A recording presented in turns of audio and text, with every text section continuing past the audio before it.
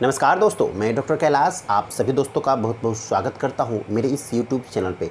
दोस्तों, आज मैं एक इंडियन होम्योपैथिक मेडिसिन के बारे में बताऊंगा जिसका नाम है हाइग्रोफिलिया स्पाइनोसा। दोस्तों, ये प्लांट किंगडम की मेडिसिन है और इसका कॉमन नेम इक्षुगंधा या ताल मखाना भी इसे कहा जाता है। दोस्तों, ये इंडिया में हर जगह अवेलेबल होती है, इवन कि ये फॉरेन में भी आसानी से मिलती है। दोस्तों, आयुर्वेद में हाइग्रोफिलिया स्पाइनोसा या जिसे ताल मखाना कहा जाता है, ये बहुत हज़ारों सालों से इसका प्रयोग किया जाता है और होम्योपैथी में भी इसका बहुत ही अच्छा यूज किया जाता है और इसके जो एक्शन होते हैं काफ़ी मैजिकल रिजल्ट्स देखने को मिलते हैं। तो सबसे पहले हम इसके बात करेंगे कि क्या क्या इसके क्लिनिकल प्रूविंग है और किस किस बीमारियों में वर्क करती है और क्या क्या इसके साइन एंड सिम्टम्स है। लास्ट में मैं आपको डोजेज बताऊंगा कि किस बीमारी में किस पोटेंसी में इसे लेना है और कितने दिनों तक लेना है। तो दोस्तों, अगर इस चैनल पे आप नए हैं तो इस चैनल को सब्सक्राइब करके बेल आइकन को ज़रूर प्रेस कर दीजिए और इस वीडियो को लास्ट तक देखें ताकि आपको हाइग्रोफिलिया स्पाइनोसा के बारे में पूरी जानकारी मिल सके और आप इसका सही उपयोग कर सके। तो चलिए दोस्तों, शुरू करते हैं इसके क्लिनिकल एक्शन के बारे में। क्लिनिकल एक्शन की अगर हम बात करें तो ये गोनोरिया में काफ़ी अच्छी हेल्प करती है, चाहे वो मेल में हो या फीमेल में हो।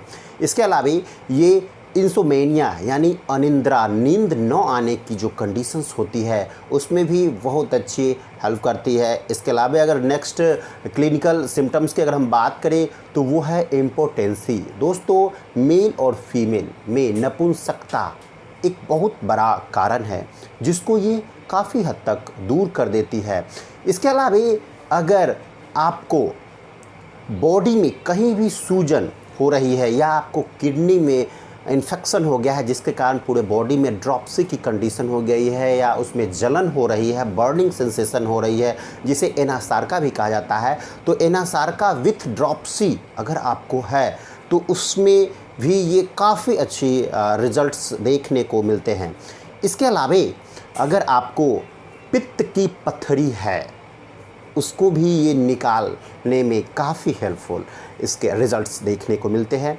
स्किन सिम्टम्स की अगर हम बात करें तो अर्टिकेरिया में ये काफ़ी हेल्पफुल होती है।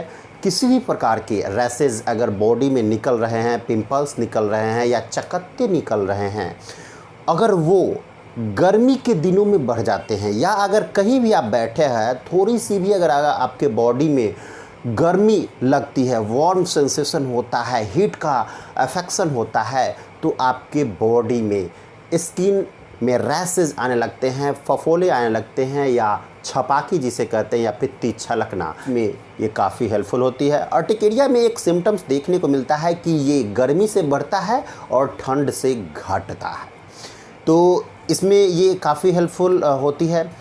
अगर हम बात करें महिलाओं में धाध गिरना या ल्यूकोरिया या वाइट डिस्चार्ज होना, तो उसमें ये बहुत अच्छी हेल्प करती है। दोस्तों, अगर आप किसी भी होम्योपैथिक मेडिसिन को यूज कर रहे हैं ल्यूकोरिया के लिए या धाध की प्रॉब्लम के लिए, अगर ठीक नहीं हो रहा है तो उस कंडीशन में आप हाइग्रोफिलिया स्पाइनोसा का ज़रूर यूज करें और ये ल्यूकोरिया की यानी धाध गिरने की रोकने की महा औषधि मानी जाती है।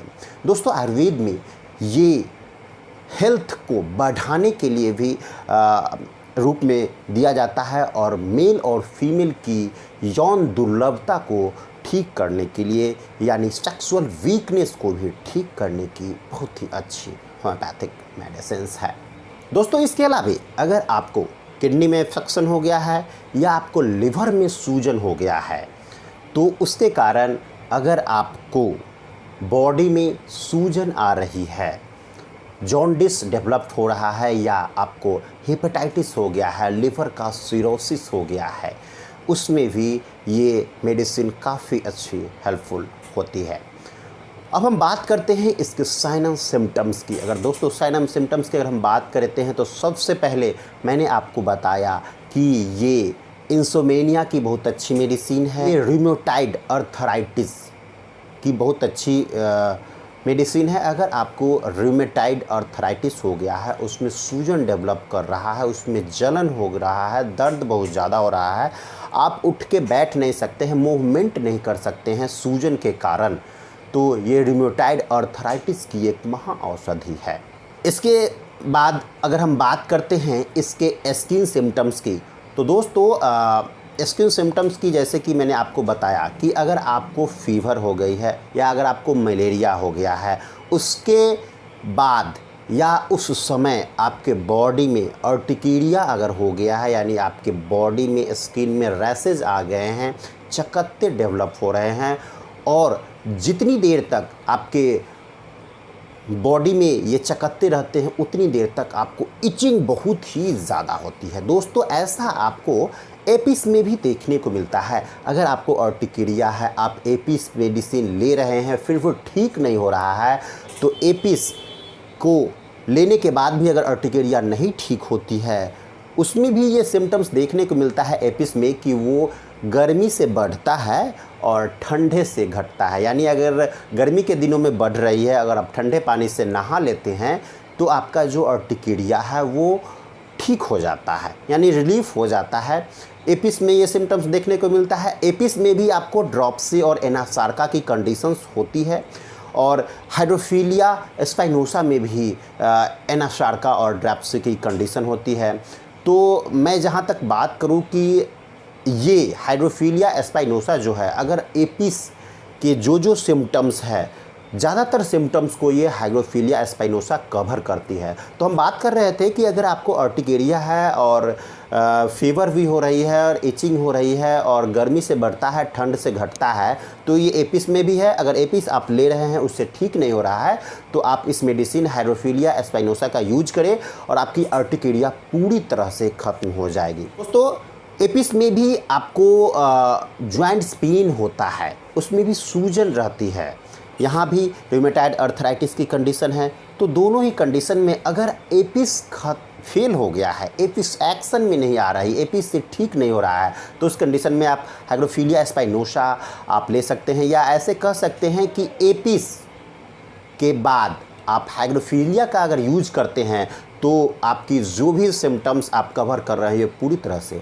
ठीक हो जाएगी। अगर फीवर लग रही है, उसमें प्यास नहीं है और आपका बॉडी बिल्कुल ठंडा पड़ रहा है, तो उस कंडीशन में भी आप हाइड्रोफीलिया स्पाइनोसा का यूज कर सकते हैं।